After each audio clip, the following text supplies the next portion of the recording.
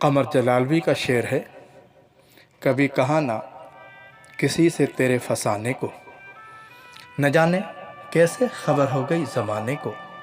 افواہ افواہ ہوتی ہے، مگر بعض افواہ میں کچھ نہ کچھ حقیقت بھی ہوتی ہے۔ یہ افواہیں یا خبریں کس طرح باہر نکل جاتی ہیں آپ کو بتاتے ہیں۔ مغل بادشاہ اورنگزیب عالمگیر کے دور کا ایک دلچسپ واقعہ آپ کی نظر ہے۔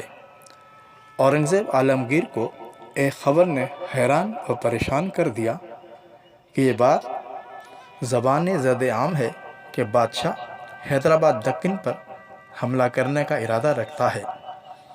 بادشاہ حیران ہوا کہ میں نے یہ بات کسی سے کہی بھی نہیں اور نہ ہی کسی سے اس کا خیال ظاہر کیا، مگر یہ بات ہر طرف پھیلی ہوئی ہے۔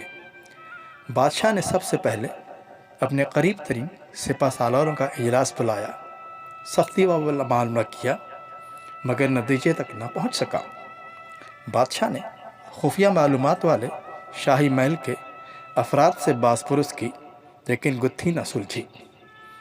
بادشاہ حیران تھا کہ حیدرآباد دکن پر حملہ کرنے کا میرا ارادہ ضرور ہے، میرے دل کی اندر کی یہ بات عام لوگوں تک کیسے پہنچ گئی۔ بادشاہ خیالوں میں تھا۔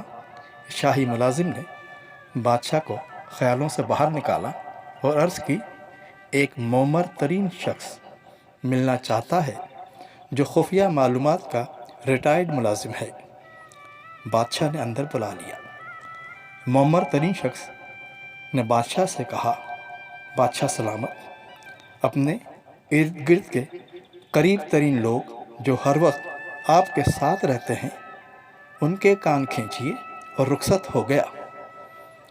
بادشاہ نے بات کو بہت انہماک سے سنا تھا اور بات کی تہہ تک پہنچ گیا۔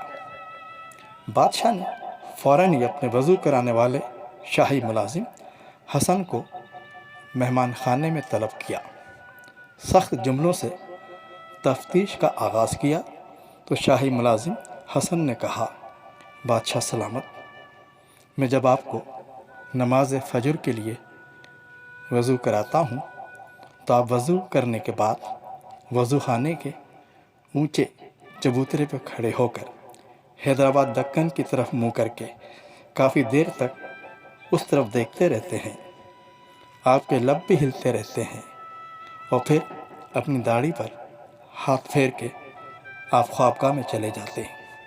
تو میں نے اندازہ لگا لیا کہ آپ حیدرآباد دکن پر حملہ کرنے کا ارادہ رکھتے ہیں، اور یہ بات میں نے حجام کی دکان پر جا کر کہہ دی اور بات عام زبان تک پہنچ گئی۔